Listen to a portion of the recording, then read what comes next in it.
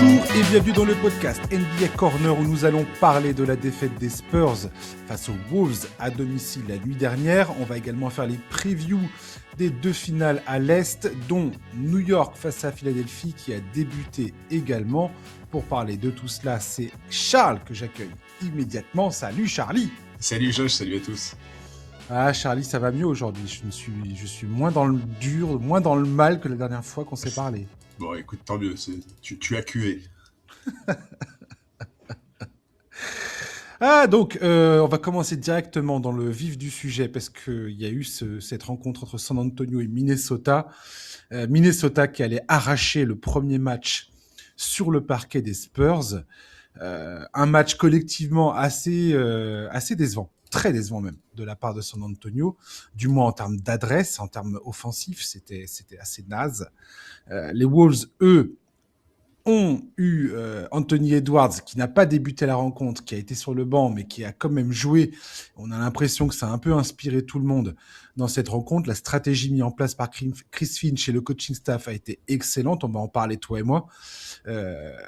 J'ai l'impression qu'il y a quand même le poids de l'expérience qui a beaucoup parlé dans cette première rencontre. Ouais. Les Wolves ont déjà réussi leur mission puisqu'ils ont déjà repris l'avantage du terrain. Il s'est passé plein de choses assez surprenantes avec notamment Julius Randle qui a été très solide, Mike Conley qui décidément nous signe des playoffs assez extraordinaires auxquels je ne m'attendais pas en tout cas personnellement, et Rudy Gobert qui est sur sa lancée, qui continue de produire. Franchement, je suis épaté par cette équipe des Wolves et elle continue bon an mal an son parcours. Ouais, le retour d'Anthony Edwards dès le premier match, c'est clairement quelque chose qu'on n'avait pas anticipé. On se demandait à quel moment il allait pouvoir revenir dans la série. Et moi, j'avoue que je m'attendais pas à le voir dès ce premier match. Effectivement, je suis d'accord avec toi. Je trouve que l'expérience a vraiment beaucoup joué. Tu vois, typiquement, un joueur comme Stephen Castle, ses problèmes de faute, ça vient aussi de son manque d'expérience.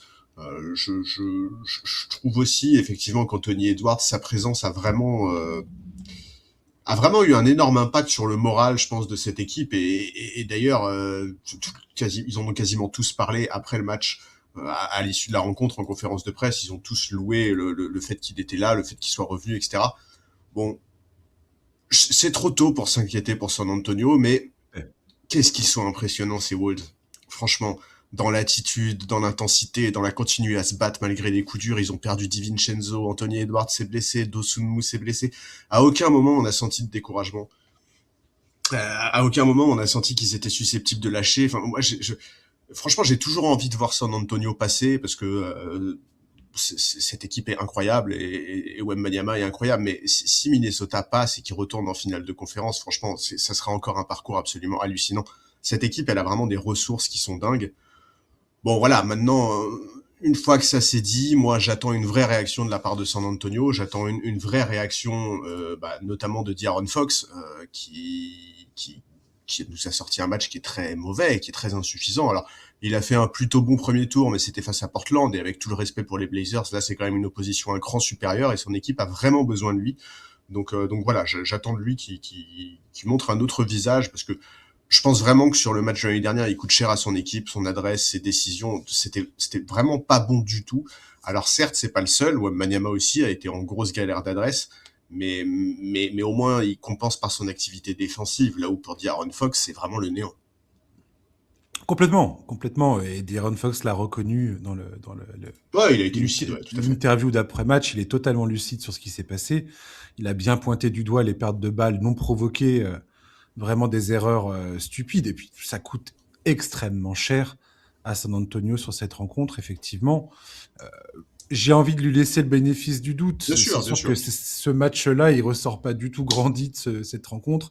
Surtout quand derrière, tu as Dylan Harper, qui est un rookie, sort du banc et où tu as l'impression que c'est lui c'est ce que tu entends aujourd'hui sur les réseaux et parmi certains fans des Spurs, c'est vivement qu'on titularise Dylan Harper et qu'on pousse De'Aaron Fox vers la sortie. Bon, les Spurs ont besoin que De'Aaron Fox retrouve retrouve ses couleurs sur le terrain, retrouve son efficacité, retrouve sa capacité à impacter le jeu. Donc, j'ai envie de croire qu'il va être capable de faire ça. d'un point de vue assez général sur cette équipe des Spurs, effectivement, j'ai trouvé qu'il y a un moment où ils se sont pris, je sais pas, j'allais dire, ça fait un peu cliché, mais c'est comme si c'était pris un uppercut au menton dès le départ de la rencontre, parce qu'ils n'arrivaient pas à se détacher malgré des bons passages. Ils n'arrivaient pas à installer leur attaque, ils n'arrivaient pas à se mettre en rythme. Les shoots ne rentraient pas. Ouais. J'ai trouvé la stratégie mise en place par les Timberwolves. Il y a un moment, il va falloir que Chris Finch et son coaching staff on pointe du doigt le fait ils ont quand même des résultats assez incroyables depuis 3 saisons maintenant. Leur capacité à exploiter cet effectif qu'ils ont à disposition avec des départs, avec des arrivées, avec des retours, le retour de Mike Conley. Mike Conley, je rappelle quand même que Mike Conley a été transféré aux Bulls, ça leur a permis de récupérer Ayo Dosunmu. Il a été envoyé aux Hornets le jour suivant dans le deal qui a rapporté Kobe White à Charlotte, et il a été coupé.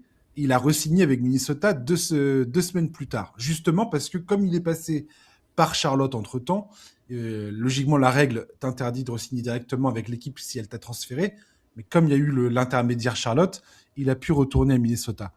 Et lui, c'est pareil. Là, je veux dire, Mike Conley a fait parler le métier sur le terrain. Jamais eu peur de prendre un shoot compliqué, que ce soit au début de la rencontre et à la fin. Et on voit bien qu'il y a une dynamique particulière, une dynamique exceptionnelle dans ce collectif aujourd'hui. Mentalement, ils sont blindés. Tu as l'impression qu'il n'y a rien qui peut leur faire perdre pied. Et ça, c'est une force inouïe quand tu es sur un match à l'extérieur face à une équipe où tout le monde dit qu'ils sont largement favoris par rapport à toi, surtout quand toi, tu es diminué par énormément de blessures. Parce que tu as parlé de Dante DiVincenzo, Ayo Dosunmu n'a pas joué, Anthony Edwards, tu as bien vu quand même pendant la rencontre qu'il avait des douleurs au genou. Oui, c'est clair. Et il a joué que 25 minutes, hein, d'ailleurs. Voilà, exactement. Euh, mais alors, la préparation qu'il y a eu du côté des Wolves pour déstabiliser les Spurs, c'est impressionnant. Jamais, Charlie, je n'aurais cru que Minnesota vivrait aussi bien les minutes sans Rudy Gobert. J'étais impressionné. Et Dieu sait que Rudy Gobert a été une fois encore exemplaire. Il était formidable dans ses déplacements défensifs, dans ses anticipations, dans ses lectures du jeu. Et je m'attendais pas à ce qu'il survive aussi bien quand il était sur le banc. Et le fait que le staff ait réussi à trouver des formules qui fonctionnent à chaque fois, à combiner les rotations de manière à ce que ça tienne le coup. Franchement, je suis épaté. Maintenant, les Spurs, comme je l'ai dit tout à l'heure, là, je pense qu'ils se sont pris un coup.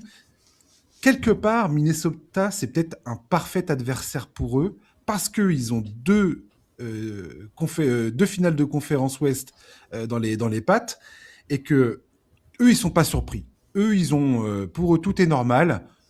Je pense qu'ils voient les Spurs comme une équipe justement inexpérimentée et une inexpérience qu'ils peuvent exploiter.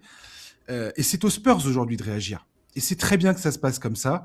Et il va falloir trouver des solutions, il va falloir s'adapter, que ce soit les joueurs ou Mitch Johnson, qui est, je le rappelle, également lui aussi dans ses premiers playoffs en tant que coach titulaire. Il va falloir effectivement s'adapter et trouver les solutions. Ouais, c'est ça. Et c'est vrai que tu vois, tu as parlé par exemple des minutes sans Gobert qui ont été très bien gérées par les Wolves. Euh, Moi, il y a un truc dans ce match-là. Bah, il y a deux éléments dans ce match-là qui m'ont un peu intrigué. D'abord, c'est les minutes de Luke Cornet. Franchement, quand Cornet était sur le parquet, c'était très compliqué. Il a vraiment été en Complètement. Il y a galère moins des deux 7, un côtés truc du comme parquet. ça, ouais. Ouais, et en fait, moi, ça me rassure pas du tout parce que les Spurs ont absolument besoin de ces minutes. On sait très bien que ils ont besoin que Luke Cornet soit viable sur le parquet, et sur ce match-là, ça n'a pas du tout été le cas. La réaction de Mitch Johnson, ça a été de le faire très peu jouer. Je crois qu'il a joué 8 minutes, un truc comme ça. Oui, Donc, je crois que c'est une des premières fois de la saison que Wembanyama dépasse les 40 minutes. Après, Luc Cornet, pour le coup, lui, a assez d'expérience. Je vois plus ce match-là comme une anomalie le concernant voilà, c'est que, ce que que j'espère comme aussi. une tendance que je vois s'installer dans la série. Peut-être que je me trompe, hein, je dis pas, mais Bah, en tout cas, on leur souhaite. Enfin, ce serait important pour eux. Et l'autre question que moi j'ai, elle est autour de Carter Bryant, parce que est-ce que Carter Bryant, il a pas un profil qui pourrait être intéressant dans cette série, ne serait-ce que pour répondre à l'intensité physique de Minnesota? Parce que franchement, il y avait des phases où vraiment on sentait que les Spurs étaient en souffrance physiquement face à cette équipe des Wolves qui est ultra athlétique et qui est ultra dense. Carter Bryant, il a pas du tout joué. Visiblement, il était absent sur l'injury report. Ah ouais. Il est signalé absent pour un problème au pied. Donc, est-ce qu'il va pouvoir revenir? Est-ce qu'il va pouvoir revenir dans la rotation? Est-ce qu'il va être une force vive pour cette équipe? Ça, c'est quelque chose qui va m'intéresser. Mais effectivement, là, on n'est pas du tout dans une situation qui est compliquée pour San Antonio. Oui, ok, ils ont perdu l'avantage du parquet. Sur le papier, tant qu'Anthony Edwards n'est pas à 100%, en sachant que DiVincenzo ne reviendra pas, a priori Dosunmu, lui, devrait pouvoir revenir sur les matchs 2-3, mais pareil, on ne sait pas très bien à quel niveau il sera. En théorie, c'est trop tôt pour s'inquiéter pour les Spurs, mais par contre, là, effectivement, la balle est dans le camp de Mitch Johnson, et c'est à lui de nous montrer qu'aujourd'hui, il a les épaules pour coacher une équipe qui ambitionne d'aller très loin en playoff. Pour moi, il y a deux éléments. Les deux éléments que je retiens, que j'ai marqués dans la feuille de match sur laquelle j'ai bossé en regardant la rencontre, il y a deux éléments. La première, tu l'as dit tout à l'heure, c'est De'Aaron Fox. De'Aaron Fox ne peut décemment pas, à ce niveau d'expérience, à ce niveau où il est dans sa carrière, cette opportunité qu'il a en jouant dans cette équipe, il doit absolument s'affirmer dans cette série. Ah bah oui, c'est vital. Qu'il rate ce premier match, c'est une chose. Si ça venait à se répéter, là, ça va devenir un énorme problème. Très concrètement. Et pas que pour les playoffs, hein.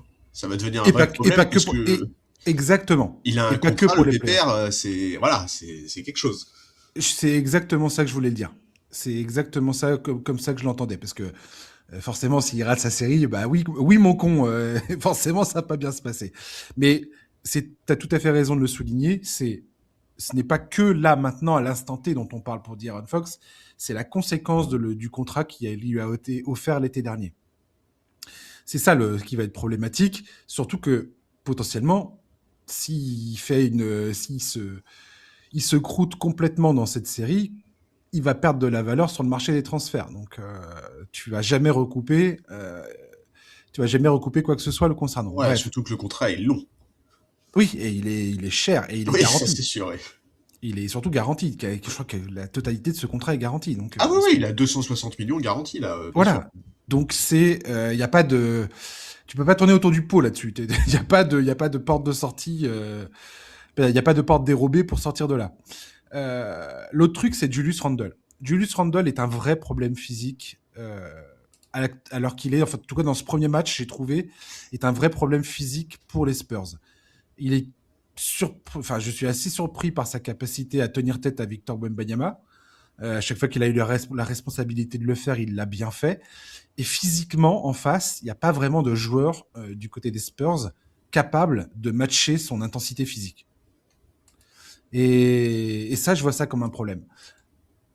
Troisième petit point aussi, tiens, que je revois dans En termes d'intensité, je pense que justement Carter Bryant est probablement celui qui peut avoir le plus de répondants. Alors, il lui rend quelques complètement, centimètres.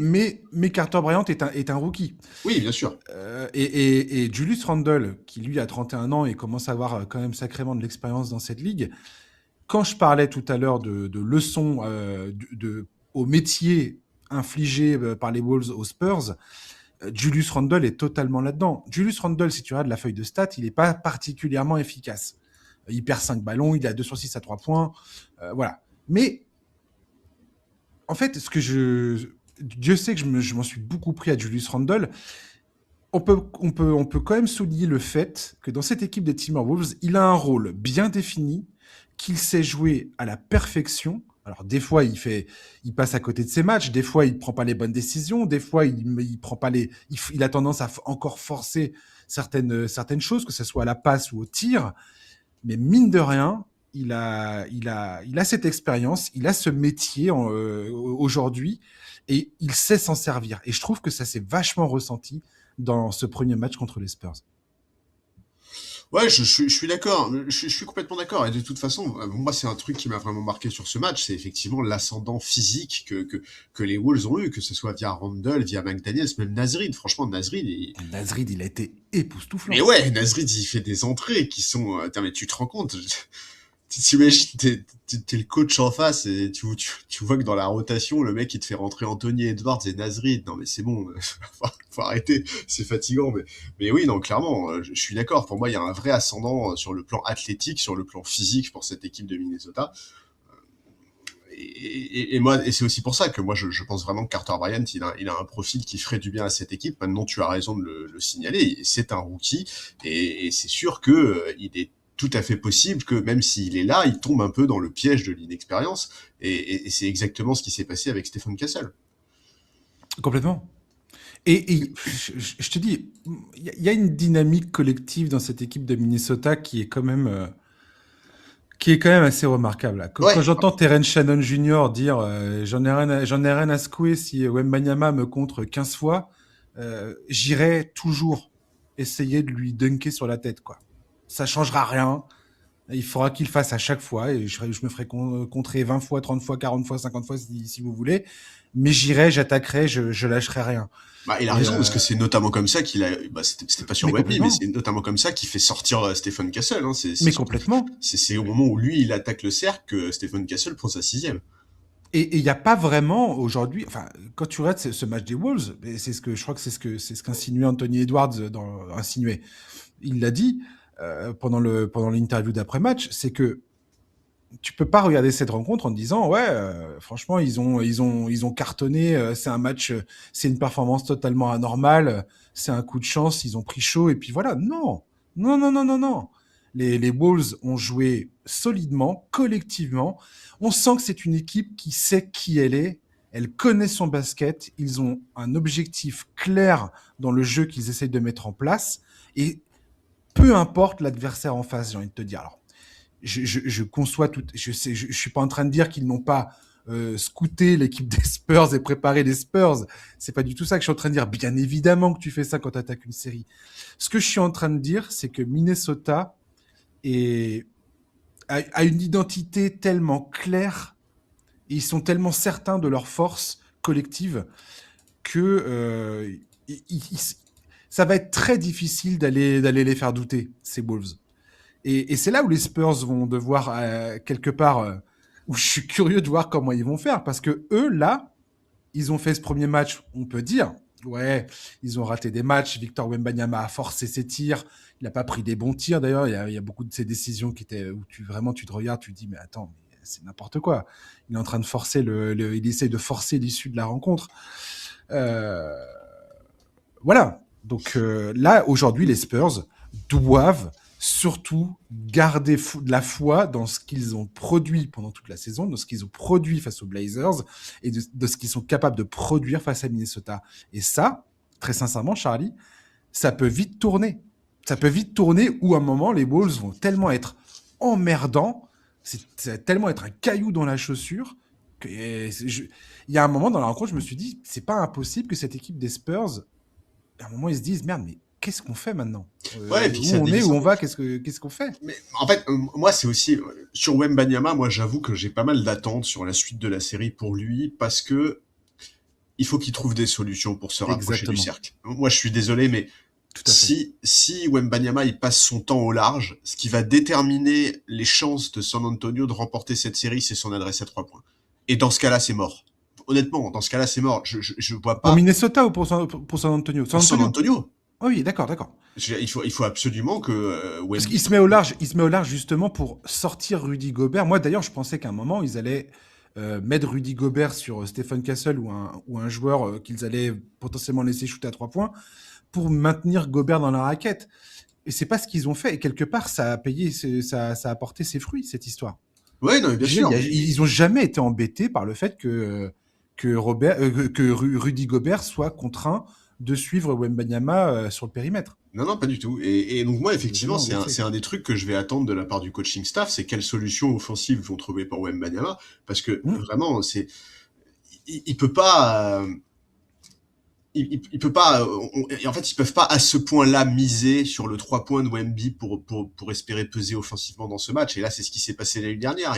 Et il finit à 0 sur 8 à 3 points. Et je veux dire, en fait, ça me choque même pas, quoi. Ça n'a jamais aujourd'hui, Wembanyama été un très grand shooter à 3 points. Et pourtant, Dieu sait qu'il en a pris énormément, notamment la saison dernière. Donc voilà, moi c'est un des trucs que j'attends aussi de la part du coaching staff des Spurs, c'est quelles solutions offensives ils vont trouver pour permettre à Wembanyama de se rapprocher de la raquette.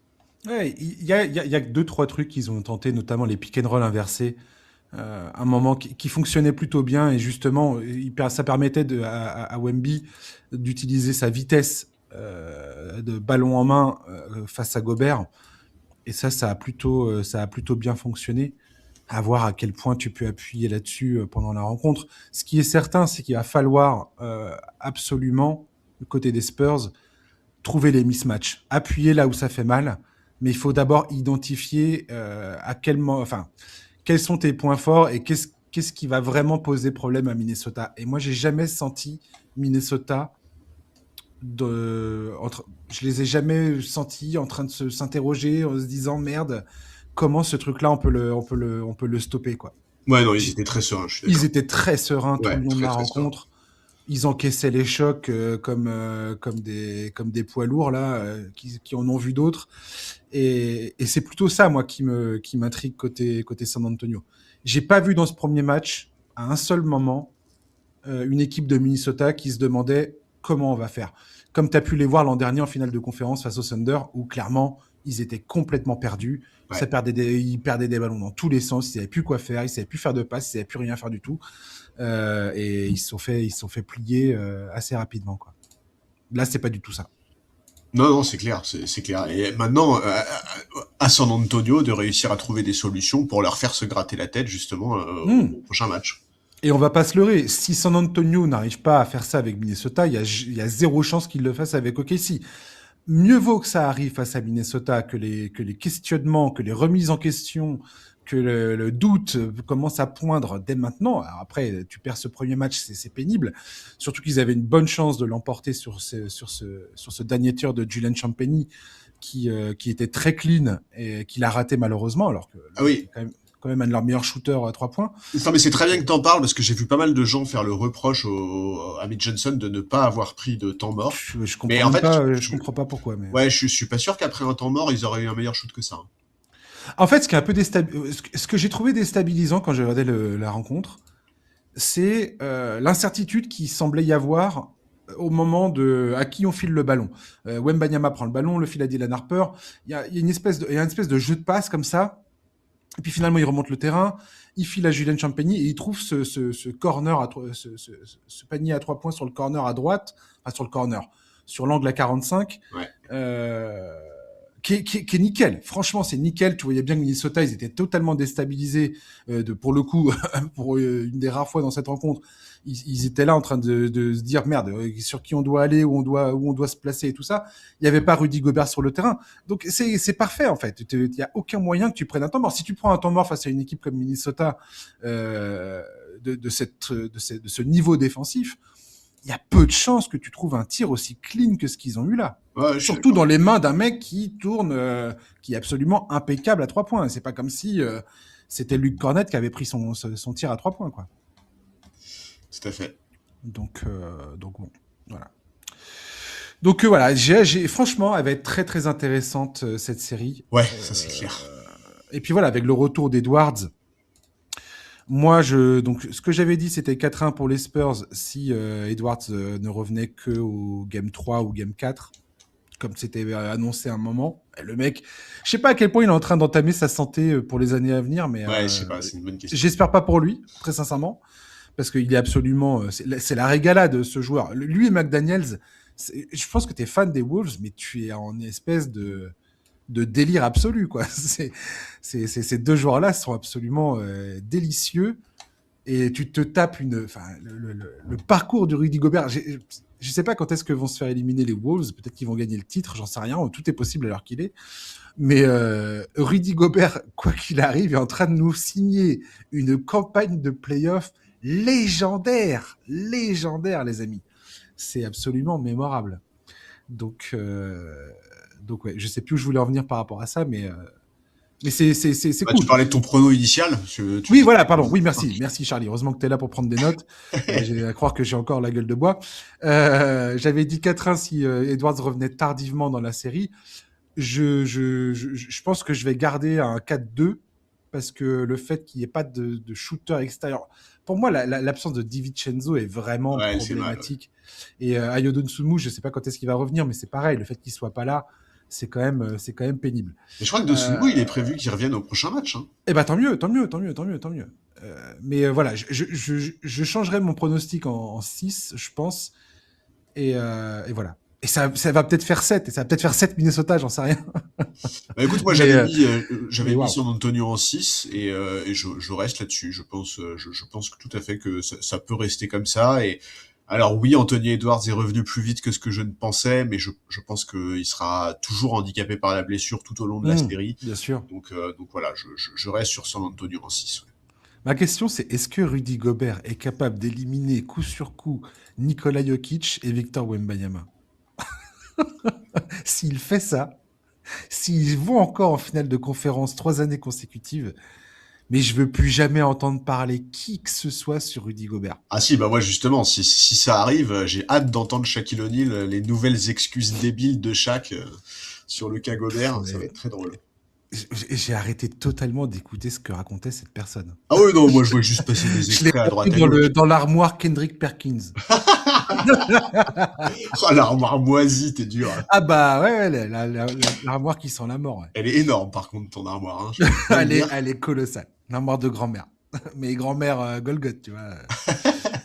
Bref, on va parler des Knicks et des Sixers. On a déjà eu donc un match dans cette série et ce sont les Knicks qui sont venus pulvériser les Sixers à domicile dans une rencontre à sens unique.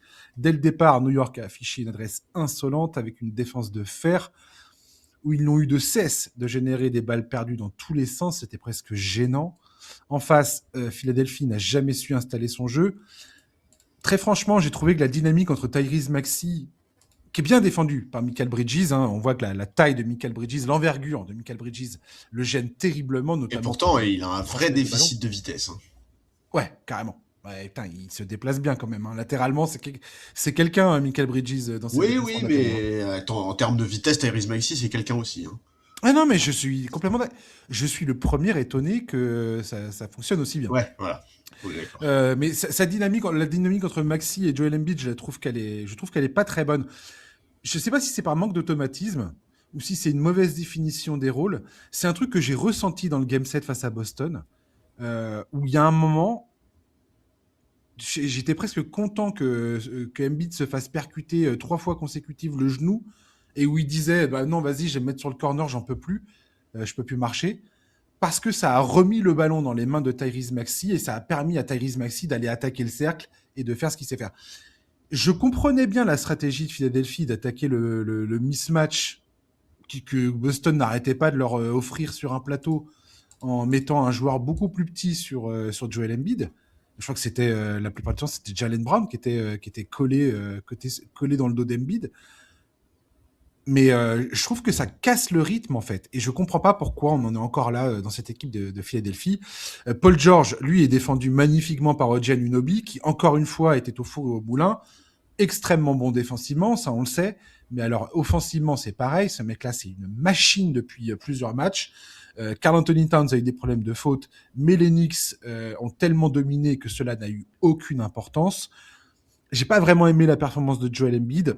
Il est trop à chercher des fautes, il est trop à se jeter par terre avec tous les risques que ça implique. Je t'avouerais que j'en ai un peu ma claque de le voir toujours finir le cul par terre. Même si je suis persuadé qu'il y a plein de fautes qui sont des fautes. Je suis pas en train de dire le contraire, mais il y a un moment à falloir se rester sur ses jambes. Je sais pas, je sais pas pourquoi il est. C'est tout le temps tout le temps comme ça, et ça m'agace un peu. J'ai hâte de voir ce que Nick Nurse va proposer comme changement, notamment dans ses couvertures défensives. Est-ce qu'il faut mettre Paul George sur Karl Anthony Towns parce que Karl Anthony Towns tient Joel Embiid hors de la raquette en étant sur le périmètre? Est-ce qu'il faut le mettre sur Josh Hart pour qu'il puisse aider en pénétration? Je sais pas trop, mais voilà. Je pense que c'est évident que les Sixers vont vouloir tout changer au prochain match. Du moins, il va falloir le faire et urgemment. Ouais, bah déjà, les Sixers, ils ont vraiment pas été gâtés par le calendrier. Franchement, ils ont joué leur match 7 contre Boston le 2 mai, et le premier match de cette demi de conférence. Ouais, Il est 2 jours à peine, c'est dur. Et je pense sincèrement que la je suis fatigue a d'accord. vraiment joué un rôle dans ce match-là. Même psychologiquement, franchement, passer de la tension d'un match 7 face à Boston à cette série aussi rapidement, c'est vraiment dur. Moi, j'ai eu la sensation qu'ils n'étaient pas prêts pour ce match, qu'ils étaient dépassés. Et d'ailleurs, Ouais, Nick Nurse complètement. a parlé d'un temps de retard sur le plan défensif, et c'est vraiment la sensation que moi j'ai eue devant le match. C'était vraiment très différent de la manière avec laquelle ils se sont comportés dans ce match 7 face à Boston, qu'ils ont remporté, mettant ainsi fin à la saison des Celtics. Bon, sur cette match-up, moi j'avoue que déjà, c'est les deux équipes qui me plaisent le plus à l'Est. Moi, je suis pas loin de penser que c'est une finale de conférence avant l'heure. Sur Je le suis premier d'accord avec tour, toi. voilà, j'ai trouvé. Exactement ce que j'ai noté dans mon papier, notamment quand je vais parler de Cleveland. Enfin, au final, je vais pas le dire parce que tu viens de le dire et Désolé. voilà. Non, non, je t'en prie. Mais je suis pas de ton avis, pardon. Mais voilà, c'est vraiment au premier tour, j'ai trouvé les deux équipes convaincantes. Je trouve que les Knicks ont su trouver des solutions à leurs problèmes. Ils ont eu une superbe réaction collective. Philly, quand ils sont au complet, ils forment un groupe qui est vraiment extrêmement talentueux. C'est de la folie furieuse de croire que ce groupe au complet, il mérite une 7e place en saison régulière. Non, non, pas du tout. C'est très au-dessus de tout ça. Voilà, je suis pas sûr. En fait, avant de voir ce premier match, moi j'étais un peu inquiet sur la défense sur Tyrese Maxey parce que je pense sincèrement que les Knicks ont pas vraiment d'armes pour défendre sur lui. Josh Hart a un énorme déficit de vitesse, Michael Bridges aussi. Bon, c'est celui qui j'avais noté avant le match que c'était celui qui avait le plus de chances de le gêner un tant soit peu, mais enfin globalement, je reste persuadé que sur une série complète, Tyrese Maxey, son profil est un problème pour eux. Donc on va voir si Michael Bridges réussit à maintenir ce niveau défensif sur lui, ce qui franchement serait absolument hallucinant et ce qui, j'espère, même si ça ne se voit pas sur un box score, servira un peu à laver sa réputation, parce que qu'est-ce que j'en ai marre de lire à chaque match des Knicks le nombre de pics qu'il a coûté, ça me fatigue cette espèce de mème là. Donc voilà, j'ai hâte de voir aussi si Anunoby peut maintenir le niveau qu'il a eu depuis le début des playoffs, parce que franchement, là t'as parlé du match qu'il a fait la nuit dernière, mais franchement, même Ah non, mais complètement. Mais au premier tour, complètement. c'est le Knicks le plus régulier, Mais il est c'est en train de nous faire des probablement. playoffs absolument Ouais, extraordinaires avec franchement, ouais. Anunoby. Franchement, il est vraiment, ouais, je suis tout à fait d'accord, il est vraiment en train de faire des playoffs de fou. Moi, la nouvelle utilisation de Karl Anthony Towns en hub offensif, je l'aime beaucoup. Je trouve que c'est un gros problème pour les intérieurs adverses. Ça lui permet de s'impliquer vraiment offensivement et surtout, en fait, ça le met en confiance. Et j'ai vraiment la sensation que ce mec-là, c'est un mec qui marche à la confiance. Et d'ailleurs, en conférence de presse, il l'a évoqué. Il a dit qu'il ressentait vachement la confiance de ses coéquipiers dans cette configuration, que c'était un vrai boost pour lui. Et en fait, ça n'a que des aspects positifs, cette nouvelle utilisation. Ça permet de mieux exploiter les qualités d'Anunoby, de Bridges. Ça libère Brunson d'une grande partie de la pression qu'il avait. Ça lui permet d'être nettement plus propre dans l'utilisation de la gonfle. Je trouve aussi que Karl Anthony Towns, du coup, comme il est en confiance, il est beaucoup moins largué défensivement. Alors oui, il fait encore des fautes bêtes. Ça sera toujours le cas. Ce sera Mais toujours le cas. ouais, ça sera toujours le cas. Mais tu vois, il s'implique, il se bouge, il se bat, il est pas du tout, il se cache jamais. Enfin bref, voilà, j'aime assez bien quand même, j'aime assez bien ce qui se passe avec Karl Anthony Towns là depuis les ajustements qui ont été faits par Mike Brown au match 4 contre Atlanta notamment. Et je pense vraiment que c'est la clé pour cette équipe des Knicks pour passer un cap par rapport aux saisons précédentes. Ouais, je suis absolument d'accord avec toi. Et là, en fait, ce qui est amusant, en fait, tu sais, je repense beaucoup au podcast qu'on a fait après les 3 premiers matchs face à Atlanta, où ils étaient menés 2-1, et où on parlait justement du fait que New York était en train de cafouiller son Ouais. jeu, que, Ah, on était dur même.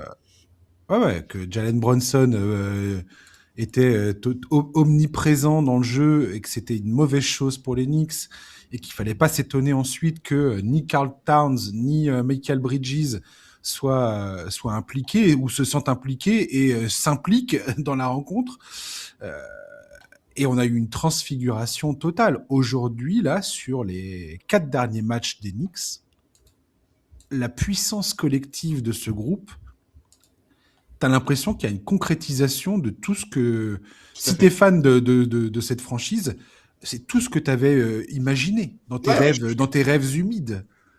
Oui, non, mais même nous, tu vois, quand en début de saison régulière, on disait, Knicks et Cavs sont en théorie les deux meilleures équipes de l'Est, mais même dans ces deux équipes-là, on voit quand même plus les Knicks. C'était ça qu'on attendait de cette équipe. Ah, mais C'était ça complètement. qu'on attendait du coaching de Mike Brown. C'était ça qu'on attendait de cette Exactement. rotation. Et là, il y a tout qui se met en place, effectivement, au meilleur moment.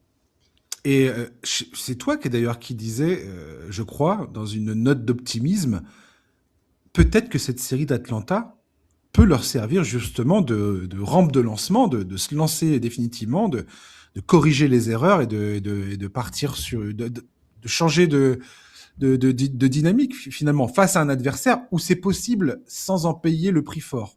Oui, c'est ça. Et c'est exactement ce qui s'est passé. Et là, pour l'instant, force est de constater que ça se passe bien. Tu l'as très bien rappelé, les Sixers sortent d'un match absolument drainant psychologiquement face aux Celtics. Il y a les mecs qui n'avaient pas gagné depuis 82 face à cette équipe dans une série en 7 matchs. Donc, il y a le poids de l'histoire qui a été levé pour la franchise. Après, ça n'explique pas tout. Encore une fois, j'ai envie de voir les Sixers. Ce qui est compliqué pour eux, je pense, c'est comme Joel Embiid a été absent une bonne partie de la saison et une bonne partie des playoffs, je pense que c'est compliqué pour tout le monde de redéfinir les rôles en permanence et de savoir qui fait quoi, à quel point, à quelle fréquence on donne les ballons. Et là, pour le coup, eux, ils n'ont pas le temps.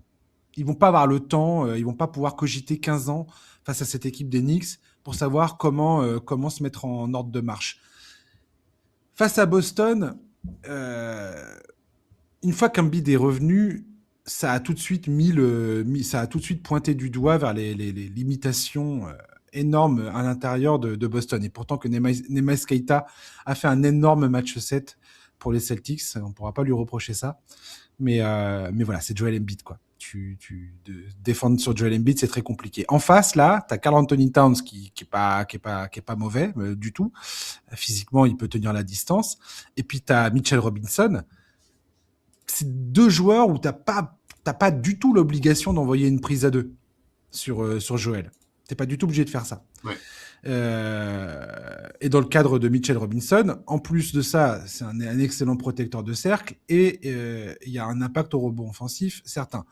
Après, tu as le coup des lancers francs, tu as le hack Mitchell qui est un peu pénible et qu'il faut négocier. Et on l'a vu dans ce premier match d'ailleurs. Mais voilà.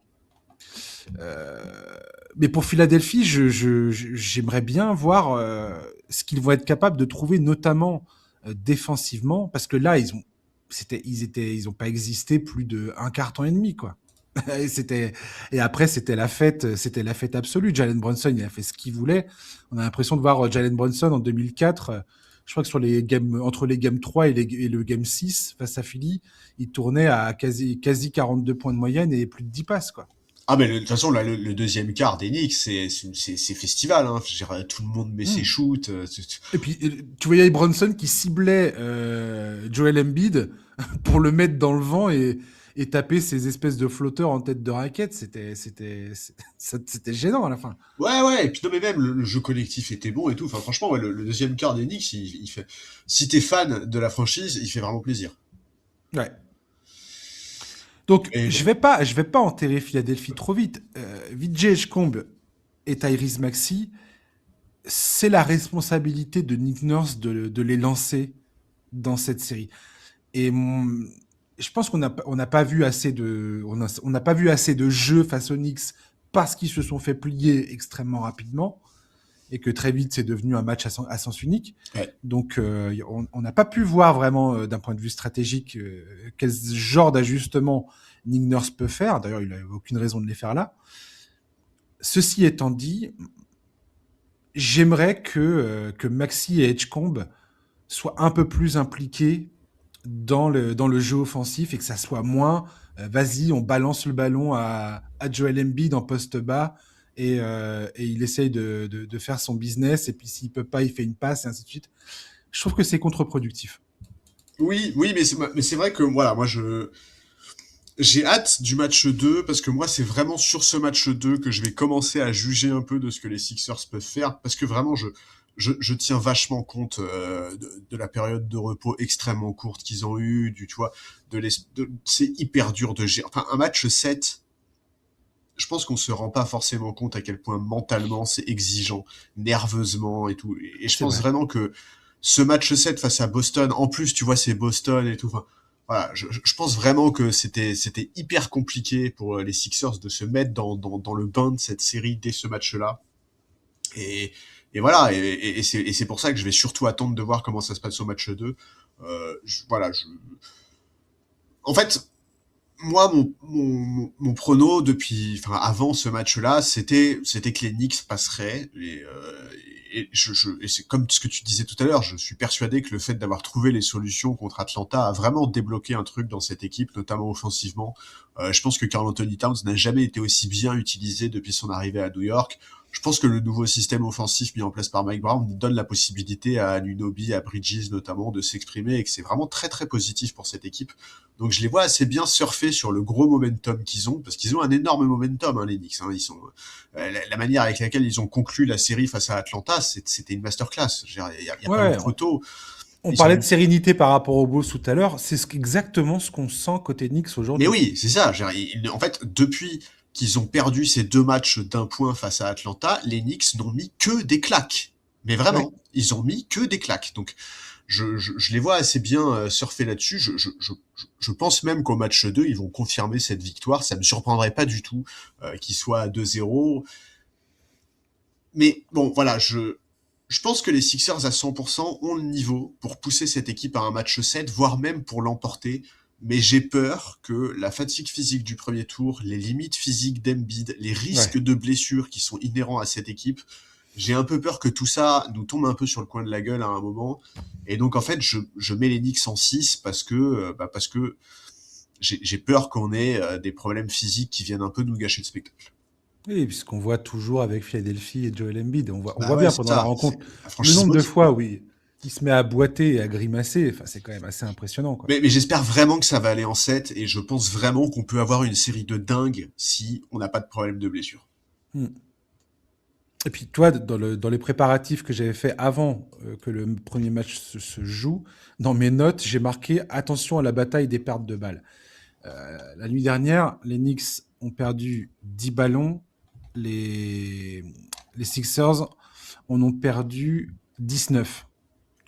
Donc, et ça fait 25 points concédés sur les ballons perdus par Philadelphie et 13 points seulement par les Knicks. Pour moi, il y a un vrai problème là-dedans, quoi. Et Ouais, puis après, pareil pour la raquette, 58 points dans la raquette pour les Knicks, 32 pour Philadelphie. Les Knicks ont réalisé le match parfait. Après, c'est très compliqué de jauger ouais, et puis il y a le sur quatrième un quart, échantillon. quoi. Tu vois, le quatrième Hein? quart, en fait, il veut rien dire Oui, du non, tout. non, mais bien sûr, bien sûr.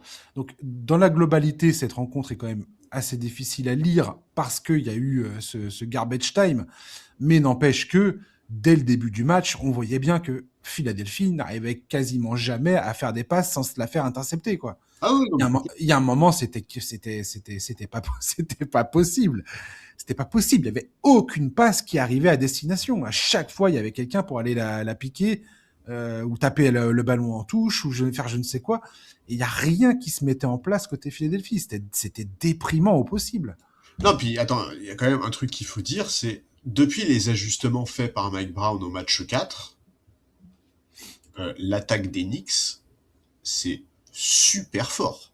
Mais grave. Non mais je veux dire, il faut dire les choses parce que c'est une attaque qui fonctionne remarquablement bien, qui est efficace, enfin vraiment, moi je suis vachement séduit par ce qu'il montre offensivement là depuis 3-4 matchs. Et t'as Michael Bridges qui a retrouvé le chemin vers le cercle. Il a arrêté Ah de ouais, prendre des tirs en permanence et il s'est dit tiens, je peux aller dunker puisque je fais une tête de plus que tout le monde. Enfin, que mon vis-à-vis la plupart du temps. Donc, puisque c'est souvent sur lui qu'ils essaient de cacher des défenseurs. Donc, donc autant qu'il en profite, quoi. ouais. Bref. Et franchement, défensivement, il m'épate. Ce qu'il fait sur Tyrese Maxey, c'est épatant. Ouais, non mais c'est Je... fou, hein. Moi je m'y attendais vraiment pas pour le coup. Ah bah moi non plus, ouais. Je Enfin, pensais pas en fait, qu'il... qu'il soit sur lui, c'était évidemment logique, parce que c'est Ouais. celui qui est le plus à même de le gêner, mais qu'il soit capable à ce point-là d'avoir de l'impact, je m'y attendais pas. Ouais. Et on savait que OG serait sur Paul George. Ça, c'est pareil. C'est un duel qui m'intéresse énormément.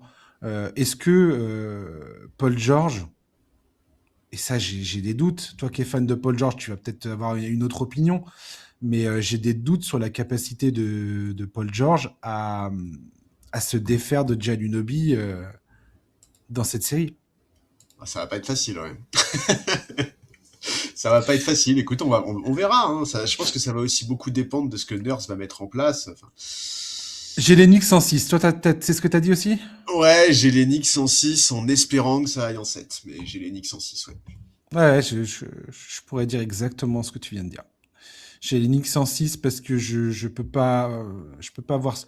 Je pense que si j'avais pas vu ce premier match au moment où on enregistre ce podcast et qu'on le diffuse, j'aurais pu dire Knicks en 7 sans sourciller de façon, enfin, avec aplomb.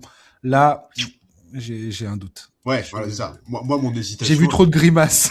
c'est ça. Mais moi, effectivement, moi, j'avais la même hésitation, quoi. Knicks en 6 ou Knicks en 7. Et c'est vrai que ce match-là m'a un peu conforté dans mon idée première qui était Knicks en 6. Ouais, complètement. On termine le podcast avec les Cavaliers face aux Pistons. C'est une guerre de style entre ces deux équipes. Détroit mise tout sur sa défense. Cleveland cherche à faire la différence offensivement. C'est en tout cas la manière dont les deux franchises se sont qualifiées au second tour, sans véritablement convaincre.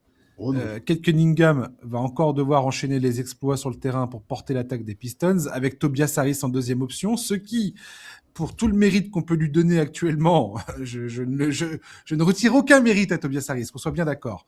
Mais ce n'est pas une solution viable pour une équipe qui veut aller le plus loin possible. On se demande également si Jalen Duren va réussir à recouper quelques millions de dollars sur son futur contrat après sa série compliquée face à Orlando. À Cleveland, Donovan Mitchell et James Harden s'apprêtent à goûter au cauchemar qui est d'être défendu par Ozar Thompson, qui aura la mission de les prendre en chasse en fonction de celui qui posera le plus de problèmes à la défense des Pistons à l'instant T. Je l'ai déjà dit, ce ne sont pas des équipes que j'arrive à prendre véritablement au sérieux pour le moment du moins. Je ne sais pas si quelque chose peut me faire changer d'avis au cours de ce duel. Je pense donc, comme ce qu'on a dit tout à l'heure, que c'est le vainqueur de la série Knicks-Sixers qui ira en finale. Voilà. Même si, Charlie, s'il y avait une finale Sixers-Cavs, ça serait rigolo au niveau du storytelling. Avec James Harden qui retrouverait ses anciens collègues des Sixers, Daryl Morey qui attendrait l'élimination pour lui mettre ça en plein dans les narines, ça serait assez drôle. Mon pronostic pour ce duel, j'ai Cleveland en 6 matchs. Ah ouais, ok.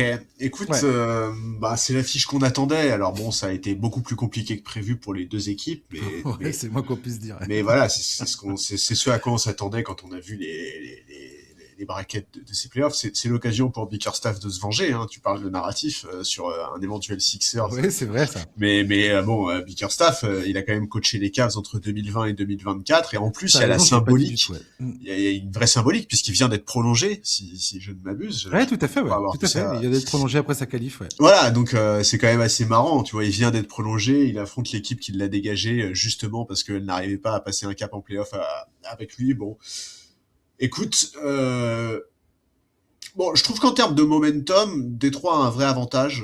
Ils sont revenus alors qu'ils étaient menés 3-1, ils ont enchaîné 3 victoires consécutives avec une vraie montée en puissance qui les a vus gommer en partie certains problèmes récurrents, et notamment ils font un peu moins de pertes de balles, enfin ils prennent plus soin de la gonfle.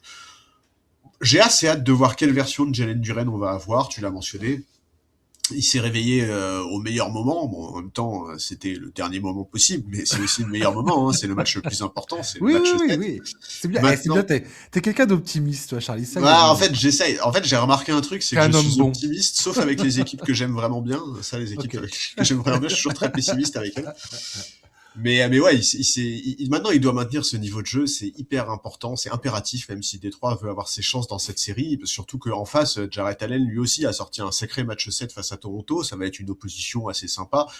Et globalement, les intérieurs des Cavs vont avoir un rôle important à jouer pour verrouiller l'accès à la raquette face à une équipe qui mise quand même beaucoup là-dessus.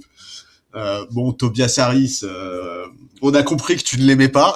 Non, je rigole. Mais quoi? Mais j'ai Non, mais jamais dit ça! je plaisante, je J'ai plaisante. jamais dit ça. Non, non, mais je suis d'accord avec toi. Tobias Harris, son premier tour, il est quasiment miraculeux. C'est difficile de s'attendre à le voir nous faire une demi-finale de conférence dans la lignée de ce premier tour-là.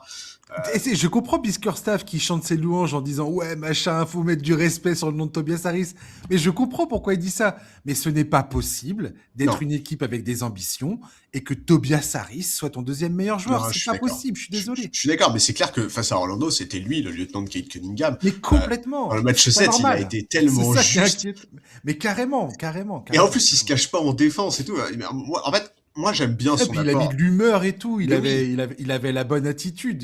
exactement. En fait, Il a on sent emporté à tout le quel monde. point son expérience est hyper importante dans ce groupe. Grave. Son profil fait du bien, sa capacité à scorer. Enfin voilà, Kate Cunningham, après le match 7 face à Orlando, a vraiment dit, il a dit, c'est lui qui a donné le ton du match. Et c'est exactement ça qui s'est passé. D'ailleurs, c'est notamment lui qui permet aux Pistons de creuser un écart dans le deuxième quart-temps. Donc, bon, voilà, je trouve que cette série, elle est super compliquée à pronostiquer. J'ai un peu le sentiment que ça va être serré et que les deux équipes peuvent l'emporter. Alors bon, c'est un peu facile à dire, mais moi, je vais partir sur le principe que ce sera une série en 7 et pour ce qui est de savoir qui va l'emporter, je vais jouer ça à pile ou face.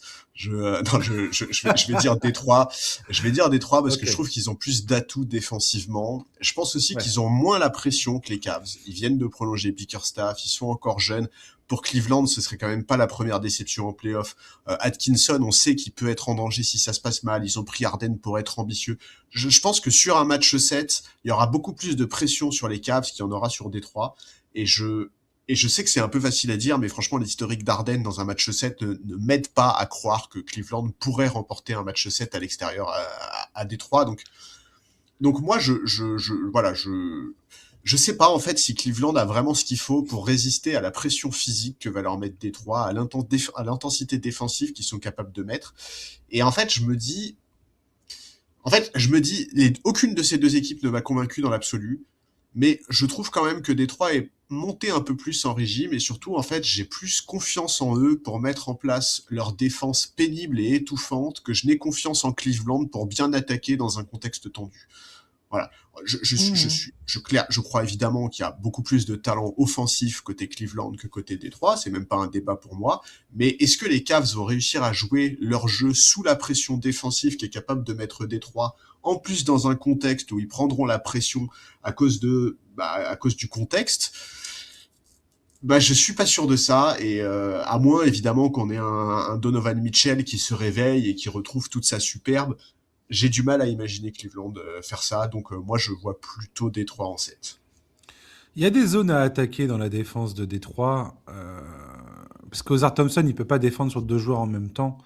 Donc, ils vont devoir faire des choix. Après, voilà, faut voir comment tout ça est géré par le coaching staff de Bickerstaff. Comment ils vont gérer les duels. Pareil, j'ai hâte de voir est-ce que Cleveland va faire comme en saison régulière, à savoir faire des blitz sur Cunningham pour le priver du ballon, faire des espèces de prises à deux pour le forcer à faire des passes et faire en sorte qu'il ait le moins possible le ballon dans les mains pour forcer les autres à créer du jeu. On sait, toi et moi, que c'est justement une des grosses problématiques pour cette équipe des Pistons. Clair. Euh, donc voilà, offensivement, j'ai quand même plus confiance dans Cleveland, dans leur capacité à scorer, même dans le jeu intérieur. Enfin, je veux dire, Jalen Duren a beaucoup de choses à faire pour se racheter à mes yeux. Le fait qu'il se fasse manger tout cru par Wendell Carter Jr., hormis sur ce 7e match, je crois que c'est la première fois de la série où il dépassait où il avait plus de 10 rebonds, enfin plus ouais, enfin où il dépassait les 10 rebonds de la série, ce qui est quand même assez inadmissible. Ouais. Euh, Sa Ah ouais, non, non, mais il a production, fait une série dégueulasse, non franchement. mais voilà. Et Heureusement qu'il y a ce match de 7. voilà. Et là, il se retrouve face à Jarrett Allen et Evan Mobley, qui sont pour moi plus sérieux encore que Wendell Carter Jr. Alors peut-être pas physiquement. Enfin, c'est là où on va voir comment ça va se jouer.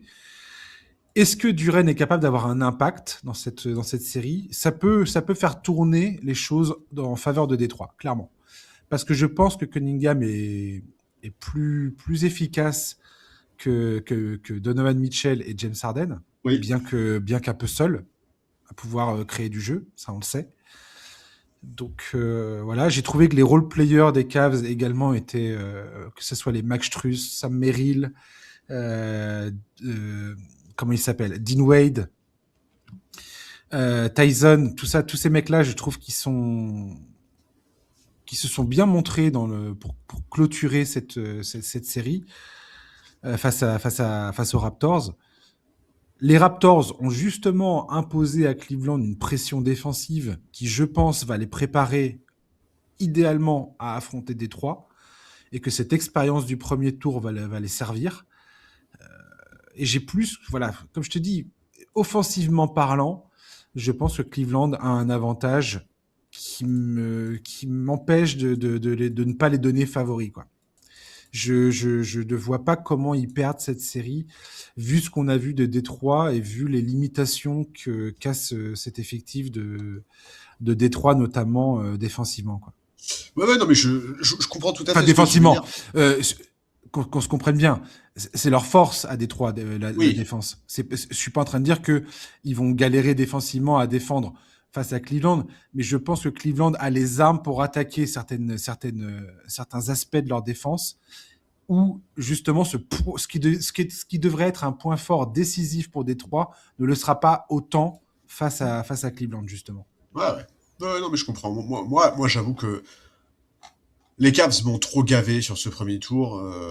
Je trouve que offensivement, on n'a vraiment pas vu l'équipe qu'on aurait dû voir. Alors oui, ça a été mieux sur le match 7, et encore, hein, Jarrett Allen, oui, a fait un gros match, mais bon, voilà, moi, les Cavs, ils m'ont vraiment pas convaincu Je sur ce que comprends. j'ai vu au premier tour. Donovan Mitchell, il m'agace. Bon, j'ai jamais été un très grand fan de son jeu, mais je le trouvais quand même plus juste les saisons précédentes. Bon, faut dire aussi qu'il évoluait dans une attaque qui était plus performante et bien plus fluide l'année dernière, mais ouais.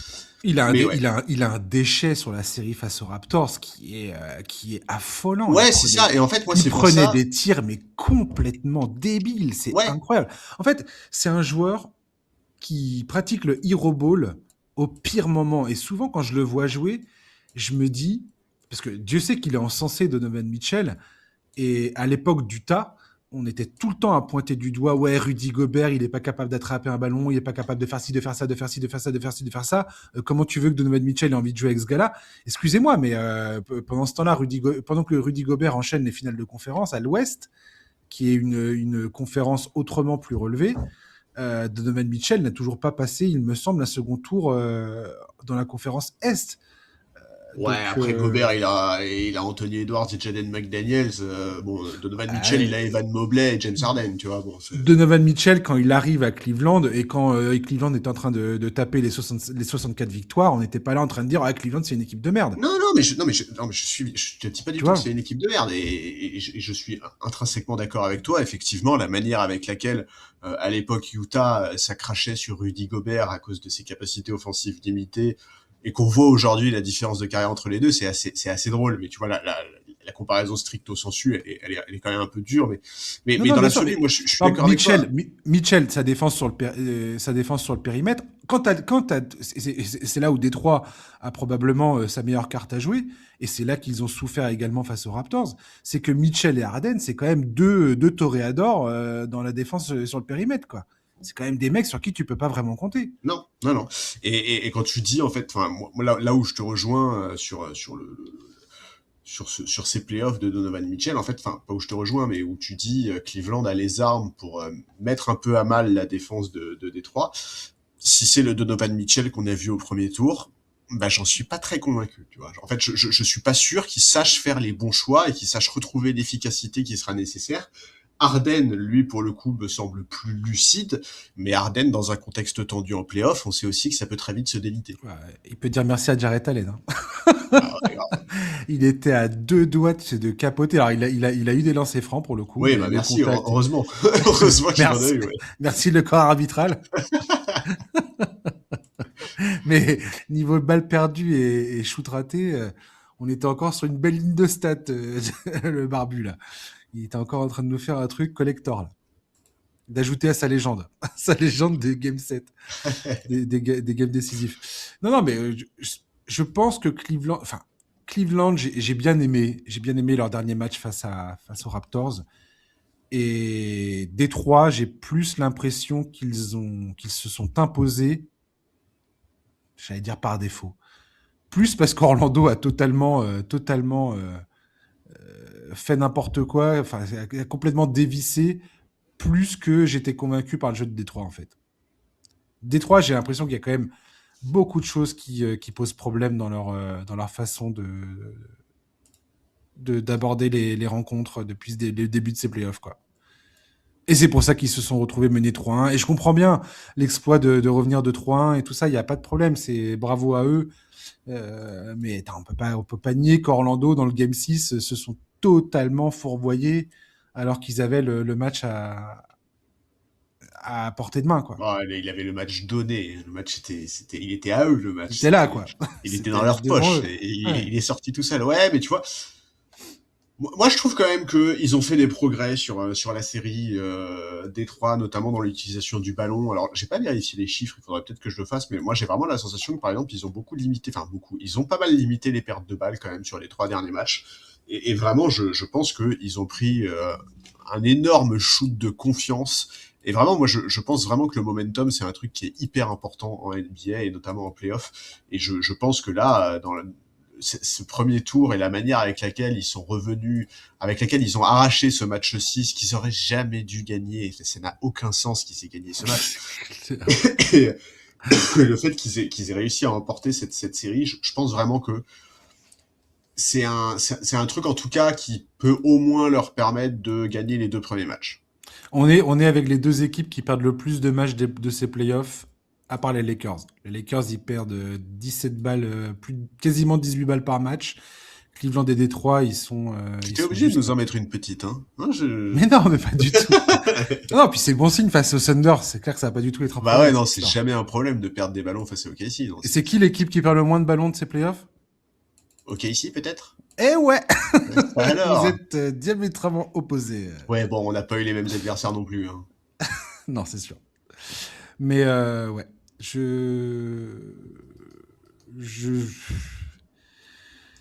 pour moi, Cleveland reste quand même voilà l'équipe sur laquelle je trouve que le talent à Cleveland Ah oui, le talent est plus important à Cleveland, ça y a est pas de plus doute. important dans cette équipe. Ouais. Et je n'ai pas été convaincu, je n'ai pas été assez convaincu par Détroit et leur production offensive pour penser que ça va poser un problème, quoi. Très, très sincèrement. Écoute. Donc une finale de conférence pour Harden. Et donc une finale de conférence pour Harden, potentiellement, ouais. À voir. Mais je sais pas, en fait, j'ai l'impression de sous-estimer Kate Cunningham. En fait, très sincèrement, si Kate Cunningham et Jalen Duren, notamment Jalen Duren, enfin, Kate Cunningham n'a jamais été le problème au final. Si Kate Cunningham continue sur sa lancée et que Jalen Duren le rejoint enfin dans ce combat en playoff, je réviserai mon pronostic. Ah ouais, moi Tant j'attends. que Jalen Duren est un mec qui tourne en 9-9. Non mais voilà, c'est ça. C'est que moi j'attends un Jalen Duren. Je peux pas. Moi j'attends un Jalen Duren dans la je peux pas lignée de son match 7, ça c'est sûr. Voilà. Mon pronostic, il se base là-dessus. C'est clair que si on a un Jalen Duren calibre début de série face à Orlando, c'est mort. Voilà, parce que je pense que Cleveland ne fera pas les erreurs qu'ont répétées à plusieurs reprises Orlando. Voilà. Parce que l'attaque d'Orlando, enfin, toute cette série, franchement, Charlie, je suis désolé, mais pour moi, c'était une purge sans nom, quoi. Les prises de décision d'Orlando collectivement, hein, je suis pas en train d'isoler n'importe quel joueur ou je sais pas quoi. Il y a des joueurs qui ont bien joué, mais je ne comprends pas comment c'est possible de jouer un jeu aussi pauvre dans les systèmes. Donc, qu'est-ce que tu cherches à faire? J'étais incapable de comprendre où il voulait en venir. T'as l'impression que c'est ouais, vas-y, on va faire ça maintenant là. Ouais, ok, c'est l'improvisation la plus totale, quoi. Ouais, bah d'ailleurs, visiblement le front office a pensé la même chose puisqu'ils ont viré Jamal Mosley juste après. Hein, donc. Ah, bah c'est sûr que le mec, c'est compliqué, quoi. Ouais. Donc, c'est même gentil à dire, c'est compliqué. Voilà. Et Duren, voilà. Duren, le gars, il est passé quand même d'un mec qui tourne à 65% de réussite au tir, enfin, peu importe où il les prend, 65% de réussite à 52,3% en playoff. C'est pas possible. Le gars, il a plus de pertes de balles que de passes décisives. Les Pistons étaient moins bons défensivement quand ils étaient sur le terrain que quand ils étaient sur le banc. Ah, je veux dire, c'est fou quand même.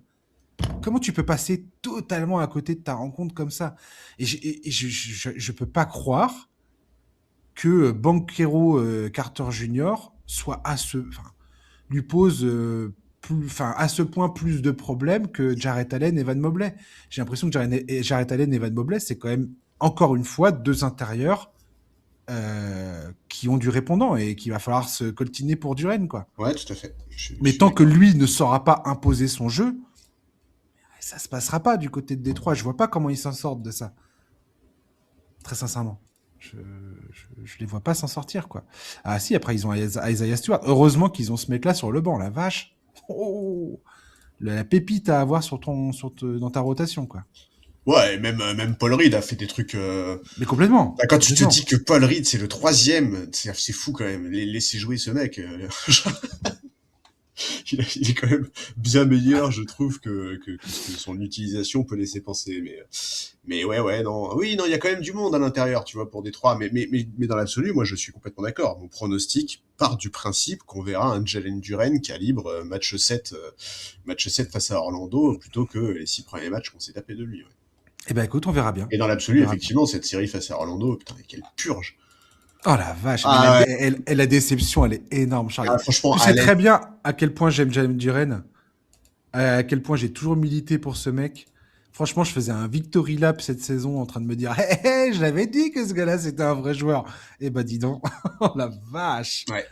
T'as le coup de boule dans le nez, quoi. c'est hardcore. J'aimerais le voir capable de changer la trajectoire de cette histoire, mais... Ah ouais, t'es pessimiste comme ça. Genre, toi, tu penses que c'est mort, là. C'est pas que je pense que c'est mort, c'est que je vois pas comment, après comment le duel d'Orlando peut présager autre chose face à Cleveland, quoi.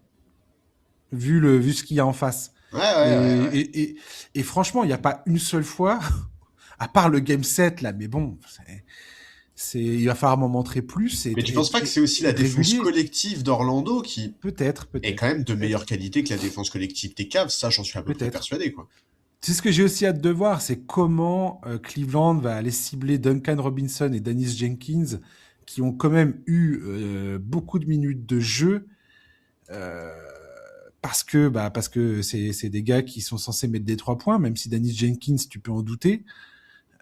Dennis Jenkins, il est à 27% à 3 points sur le premier tour. C'est chaud. Caris Levert, que je pensais être important dans la rotation, c'est pareil, c'est très très très compliqué. Javonte Green aussi, alors que toute la saison il a été plutôt impeccable en termes d'énergie, en termes de défense, en termes de ce qu'il était capable d'apporter